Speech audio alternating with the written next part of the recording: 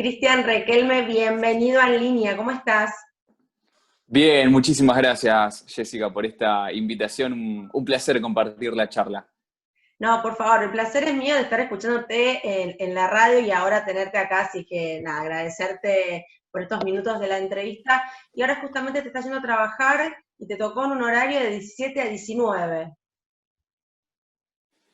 Sí, pero me tocó para otro lado, para mi estudio, así que ahí yendo en un ratito nada más salgo para esos lados. Me queda acá cerca dentro de todo, Sí. pero bueno, imprevistos que surgen de la parte de autogestión. Sí, bueno, ahora vamos a hablar de eso, pero quiero que empecemos primero, ¿cómo fueron tus comienzos? Porque vos tenías 14 años cuando empezaste a tener esta admiración por esta profesión en una radio local de Temperley. Sí, claro, era muy chico, la verdad, pero disfrutaba mucho de escuchar radio. Escuchaba mucha radio y me gustaba mucho escuchar radios locales cuando me iba a dormir a la noche y que me hacían apagar la tele a eso de las 10 de la noche, horario de protección al menor. Me acuerdo de Sí. ponerme los Walkman y quedarme escuchando la radio ahí acostado en mi casa. Me gustaba mucho el tema de las radios locales porque había una gran cercanía porque de lo que hablaban, de las calles que contaban por las que iban caminando o a quién había visto, era gente siempre cercana, cosas con las que me resultaba muy fácil identificarme porque eran las mismas cosas del barrio. Y un día se me dio por ir a esa red de barrio porque me había ganado un CD, en realidad, en uno de los programas. Y cuando fui y conocí el estudio, dije, a mí me gustaría estar acá. Y a partir de ahí, bueno, empecé alquilando mi espacio y no salí más dentro de un estudio de radio. Porque vos habías empezado a estudiar ingeniería nuclear, nada que ver. Claro. Cuando yo terminé la escuela, empecé a estudiar ingeniería nuclear, en parte porque era lo que siempre había querido hacer. Me gustaba mucho la física, la química, la verdad que era matemática, era algo que me gustaba muchísimo. Y si bien yo venía haciendo radio, la radio para mí era un hobby hasta ese momento. Pero bueno, estudiando ingeniería me di cuenta que tenía una facilidad para las ciencias sociales y la comunicación especial y además me di cuenta que podía vivir de lo que para mí era un hobby. Y entonces ahí logré convertir a la radio en trabajo. ¿Crees que la radio fue cambiando con el paso del tiempo, desde tus inicios ahora? ¿En qué crees que cambió? Muchísimas cosas, sin dudas que la tecnología, las redes sociales le hicieron un gran aporte a la radio. Me acuerdo cuando yo empecé en radio que usábamos cassettes, no se utilizaba la computadora, menos en la radio de barrio. Era muy caro tener una computadora con un software para poder salir al aire y usábamos los cassettes. Cassettes que comprábamos, algunos CDs también, pero el CD era más caro que el cassette, entonces si vos querías poner 10 canciones, generalmente cada disco tenía uno o dos cortes de difusión dentro de ese CD. Entonces comprábamos cassettes, que era más barato y con lo que por ahí te comprabas 3 CDs, te podías comprar 5 cassettes, podías tener 5 canciones diferentes. Bueno, todo eso se fue facilitando con la llegada de Internet, de el acceso un poco más abierto a la tecnología, y entonces sí, cambió muchísimo. Desde el punto de vista tecnológico, uno tiene más acceso a la música hoy desde su teléfono, tenés una cantidad, pero infinita de música. Y antes era lo que vos podías comprarte en cassettes o en CDs. Y ahora con una suscripción mensual de 10, $15, tenés el acceso a toda la música del mundo. Entonces, sí, ahí cambió muchísimo. Y las redes sociales permitieron, por ejemplo, si uno hacía un programa semanal, como me pasaba a mí en ese momento, yo durante toda la semana perdía contacto con el oyente. Hoy uno durante toda la semana puede seguir manteniendo un contacto con el oyente, generándole otros contenidos y ese día de la semana nos encontramos ahí en el aire de la radio además. Así que sí, muchos cambios.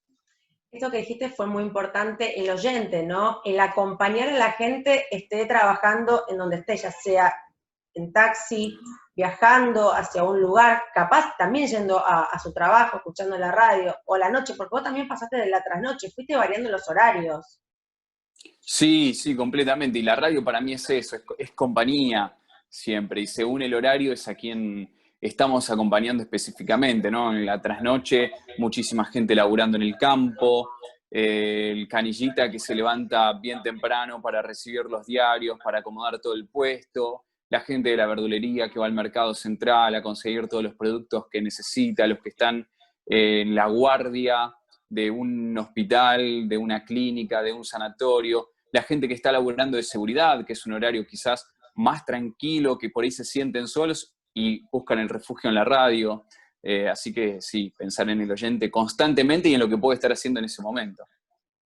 Bueno, además pasaste por, y pasás por Sarasa, bueno, hoy te encontramos en No está todo dicho, en Románticos, 3 programas diferentes y una conducción diferente, porque vos tenés que acompañar esa conducción y ese programa de acuerdo al target, ¿no? También. Sí, completamente. Son programas que, a ver, hacer eso demanda versatilidad, porque no es lo mismo hablarle a alguien que está escuchando, no está todo dicho, que hay mucho movimiento en ese horario del día, la gente está empezando o está almorzando y quizás necesita de un chiste, una cuota de humor, de un dinamismo, de una noticia a estar haciendo románticos que la gente va llegando a su casa, empiezan todos a bajar un cambio, necesitan relajarse. Entonces, bueno, hay que ir variando según el horario, el contexto. Y te tocó también Retro Weekend, si no me equivoco. Sí, sí, sí. Me ha tocado Music Weekend, disco retro. La verdad hice todos los horarios que hay en la radio, menos sábados y domingos a la mañana, menos Ranking Janie y abierto los domingos. El resto me tocó hacer todos los horarios de la 100. Eso está bueno, porque vas viendo también otros horarios, cómo funciona, qué hace la gente en ese momento, el que trabaja a las 6 de la tarde, capaz no es el mismo trabajo el que hace el 3, 4 de la mañana. Y tras vos estás trabajando con Guido a la mañana, que tiene una energía impresionante. Eso también ayuda también a acompañar a la gente de otra forma. Completamente. Además, yo soy así de mucha energía, inquieto del movimiento, de eso. Entonces, disfruto mucho de sumarme en ese horario porque me siento identificado con ese ritmo que se lleva, con ese movimiento que hay. Así que la verdad que lo paso muy bien. Volviendo recién a los 3 programas que te nombraba hace un ratito, ¿en qué momento dijiste una zaraza, fuiste un romántico y nunca estuvo todo dicho? Mira vos, haber dicho una zaraza, recuerdo que cuando conocí a mi mujer, le dije que yo había terminado una relación anterior justo cuando le iba a decir a esa persona que tenía 2 pasajes para irnos de vacaciones y que en ese momento la otra persona había decidido terminar la relación. Entonces, bueno, fue una zaraza utilizada a modo de conquista, que bueno, hay una zaraza. Romántico y yo la verdad muy romántico no soy, pero vuelvo a mi mujer con esto. Cuando le propuse casamiento, yo nunca fui mucho de necesitar un casamiento, ese compromiso, porque ya estaba dado para mí, y para mí es un elegirse todos los días. Sí. Y recuerdo que, y ella sí, lo sentía de una manera especial. Entonces, bueno, ¿por qué no? Y cuando le propuse casamiento me parece que fue algo lindo, fue algo romántico. Estábamos de vacaciones en México, en Tulum, que era el lugar que ella siempre había soñado conocer, y estábamos en la playa cenando de noche, y me parecía que era, bueno, ideal para nuestra relación y por todo el amor que nos teníamos y nos tenemos, hacerlo en ese momento, en ese lugar tan importante para ella, y bueno, que es inolvidable para los dos ahora. ¿Y qué otro programa me queda? Y no está todo dicho, ¿en qué momento nunca estuvo todo dicho? No, no está todo dicho hoy, porque no se sabe qué va a pasar mañana. Así que hoy no está todo dicho y me gusta vivir en esa parte de no está todo dicho, de no dar nada por sentado, y me parece el hecho de que no esté todo dicho nos da la posibilidad de sorprendernos siempre. Así que bienvenido al No está todo dicho en el día a día.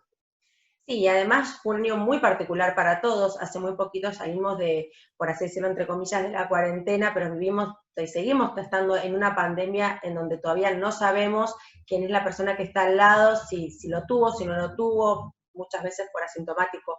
A vos te tocó de cerca en la radio un caso también que en ese momento pensás, lo puedo llegar a tener. Sí, completamente. A mí me tocó 2 veces muy de cerca que me tuve que aislar, me tuvieron que hisopar 2 veces y bueno, sobre todo el querer proteger siempre a la gente de uno, ¿no? Sí. Y la segunda vez me acuerdo que yo estaba preocupado porque cuando me enteré que podía que había sido contacto estrecho de personas que tenían COVID-19, directamente no vine para mi casa. Pero a mí lo que me preocupaba era que yo sabía que no había contagiado a nadie, no había estado en contacto con nadie de mi familia todavía. Pero Y no, sabía que en cinco no, días era el cumpleaños con mi hija.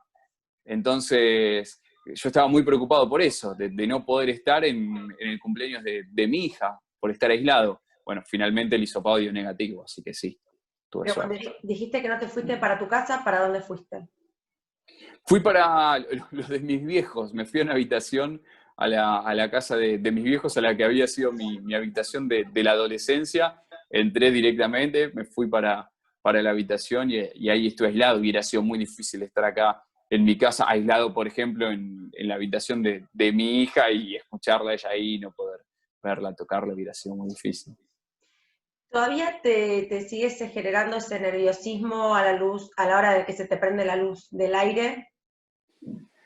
No, no sé si es un nerviosismo, es una adrenalina que siento por dentro, es espectacular. A mí me pasa que veo, bueno, me faltan 2 minutos para salir al aire, ya me pongo los auriculares y ya estoy, bueno, ya que pasen los 2 minutos, dale, que me toque empezar, vamos. Y me genera esa adrenalina, esa ansiedad vamos, quiero que ya mismo se encienda esa luz de aire y empezar a compartir con el oyente ese momento, esa adrenalina mágica que sí, constantemente me pasa.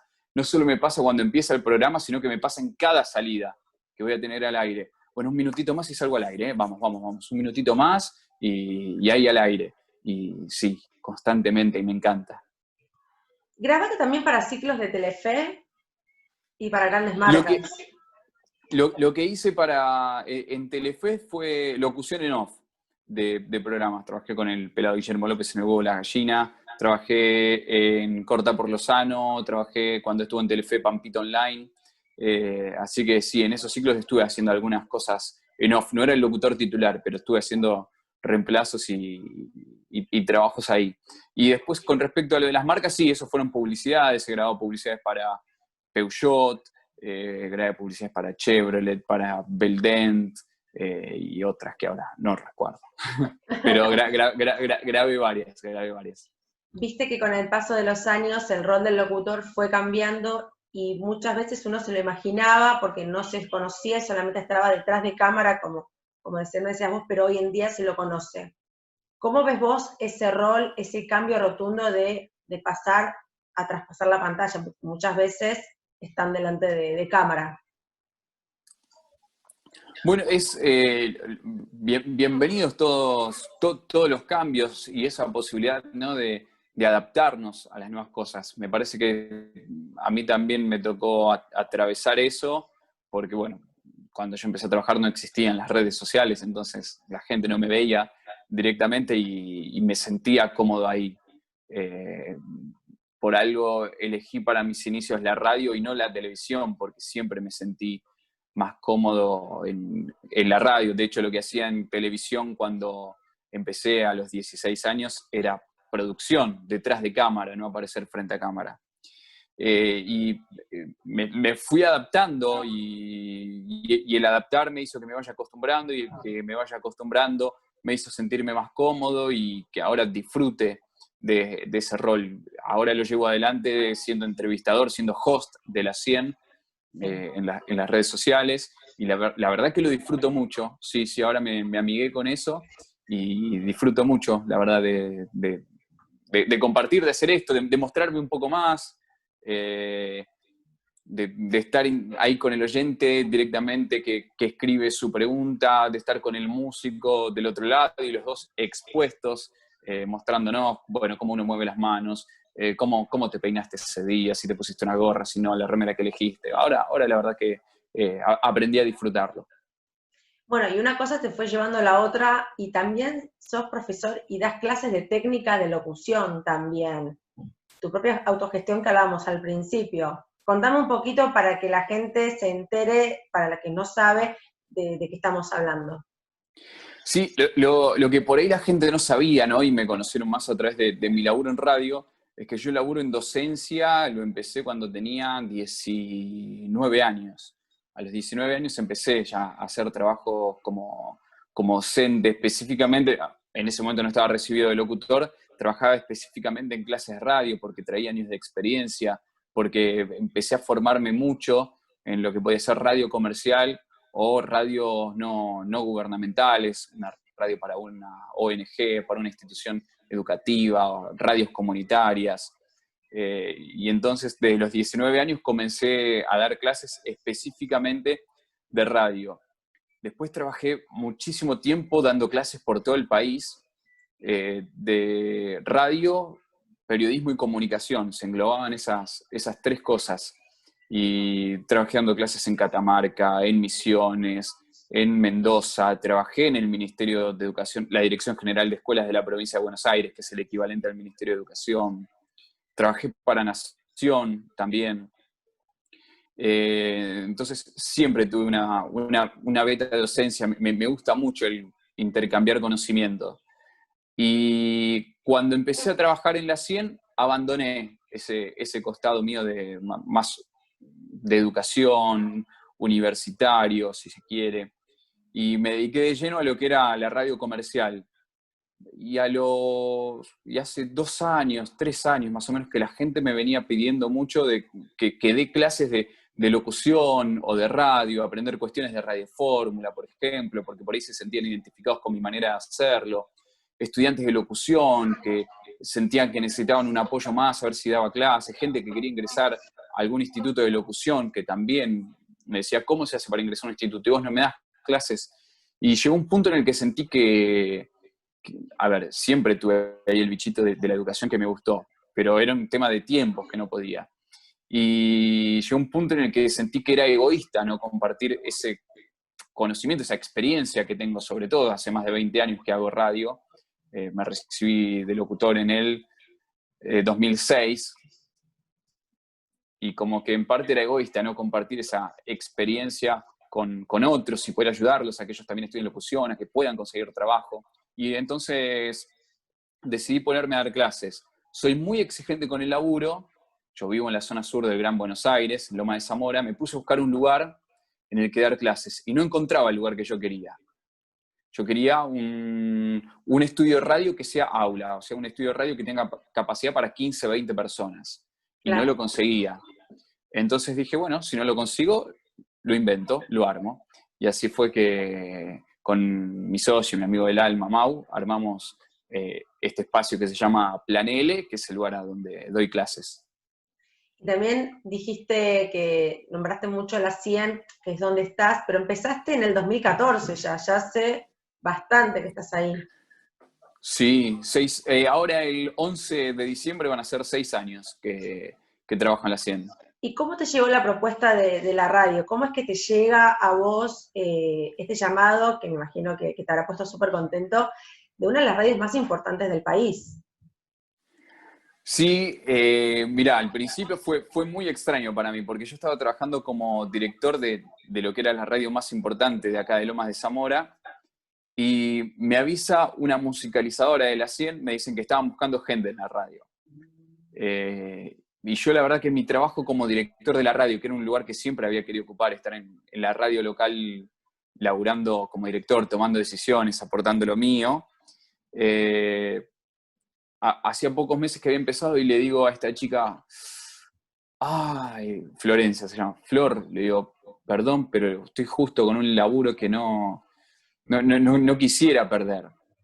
Bueno, me dice, está bien, pero para mí era para vos. Listo, bueno, y ahí quedó. Y al año siguiente ella me vuelve a avisar. Me dice, Cris, mirá que no consiguieron a nadie en la radio. Y para mí vos vas re bien con el perfil que están buscando. Bueno, listo, voy a ir al casting entonces. Y fui al casting de la 100. Envié demo, envié currículum, me hicieron enviar demo y currículum primero. Después me citaron para un casting. Fui a hacer el casting y al otro día de haber hecho el casting me llamaron para una reunión. Estaba full con mi trabajo de director y dije, puedo la semana que viene recién.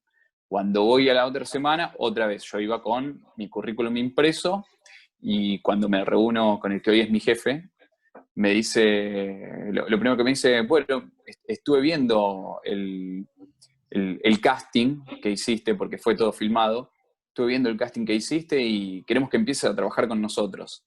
Y yo no estaba preparado, la verdad, para eso. No me esperaba la propuesta, sinceramente. Pensé que había otra entrevista más, Claro. así que me sorprendió ahí gratamente, obviamente, porque es lindo que a uno le reconozcan el trabajo, que les guste cómo labura uno.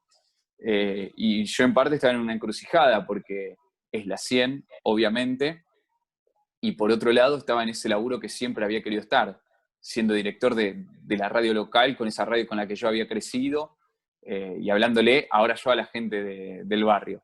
¿Y Pero te acordás cuál fue el casting que te hicieron hacer en ese momento? sí, sí, por supuesto. Lo primero que tuve que hacer fue una apertura de programa, después anuncio y desanuncio de canciones, comentar una noticia, comentar algo sobre algún músico, el cierre del programa, bueno, ahora, y me iban cambiando de horario de programa, bueno, ahora es sábado a la mañana, bueno, ahora es domingo por la noche, bueno, ahora es martes por la tarde. Y después de eso me hicieron hacer con el que estaba operando en el casting, el operador, una entrevista como si él fuera un músico reconocido. Y ahí, en el momento, improvisar la entrevista, las preguntas que le hacía, eso frente a cámara. Y ese fue el casting, típico después de todo casting, me dijeron, bueno, gracias, a mí me gustó, cualquier cosa te llamamos. La típica, Típico de sí. todo casting, cualquier cosa te llamamos. Bueno, me llamaron, de verdad me llamaron. Bueno, re bien. Y esto que dijiste vos del operador, esta es una profesión que también hay que saber operar, porque muchas veces el operador sos vos, estás al aire en ese momento y sos vos y nadie más. Sí, completamente, sobre todo, ¿no? Por ahí pasa mucho en radios de menor alcance, también en las que uno hay que resolver cuestiones constantemente. En una radio de mediano alcance se te va a romper un auricular y tenés que resolver, vas a escuchar con un auricular solo y tenés que resolver, tenés que acostumbrarte a eso. Vas a tener un tipo de micrófono en una radio local y le van a poner a tu compañero al lado otro tipo de micrófono. Entonces, me parece a mí que son grandes escuelas y tenés que aprender a resolver esas cosas. Podés aprender a preguntarle a alguien cómo se edita algo, cómo se pone tal canción al aire, cómo se utiliza un software de aire de radio. Porque el día de mañana te puede pasar que no llegue el operador y vos querés salir igual al aire con tu programa y bueno, lo podés resolver, en ese caso, operando vos, ¿no? Entonces, me Sí. parece que siempre digo, aprovechar las radios locales para adquirir ese tipo de experiencias que son únicas y que te preparan después cuando llegas a un medio grande y vos tenés que resolver algo, estás preparado para resolverlo. Y te hago la última pregunta, que por ahí te lleva un poquito a la niñez, pero si vos le tuvieras que decir algo a ese Cristian Requelme que recién está comenzando, ¿qué le dirías?